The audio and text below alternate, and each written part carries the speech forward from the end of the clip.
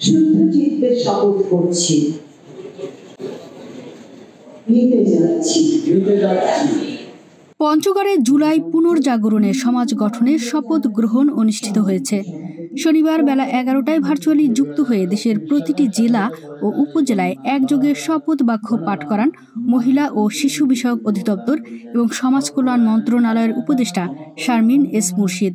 এতে পঞ্চগড় জেলার সরকারি অডিটোরিয়াম হল রুমে যুক্ত হন জেলা সমাজসেবা অধিদপ্তরের কর্মকর্তা কর্মচারী, মহিলা ও শিশু বিষয়ক অধিদপ্তরের কর্মকর্তা কর্মচারী, মাদ্রাসা স্কুলের শিক্ষার্থীরা সহ বিভিন্ন শ্রেণী পেশার মানুষ অংশগ্রহণ করেন।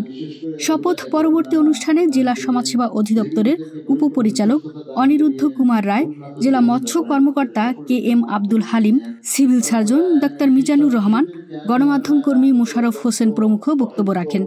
এ সময় বক্তারা উপদেষ্টার পাঠ করানো শপথের আলোকে সমাজকে সুন্দর ও নারী শিশুর অধিকার প্রতিষ্ঠায় কাজ করার আহ্বান জানান। শুদ্ধ চিত্তে শপথ করছি,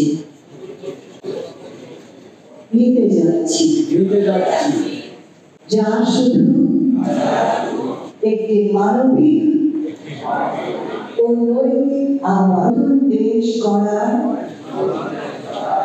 অঙ্গীকার একসাথে নিয়ে দাঁড়িয়ে দেশ গড়ব।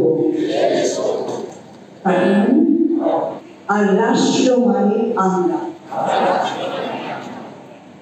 বদ্ধপরিকর, সেবার অধীন, নারী ও শিশু নির্যাতন পিঠে সাইবার স্পেসে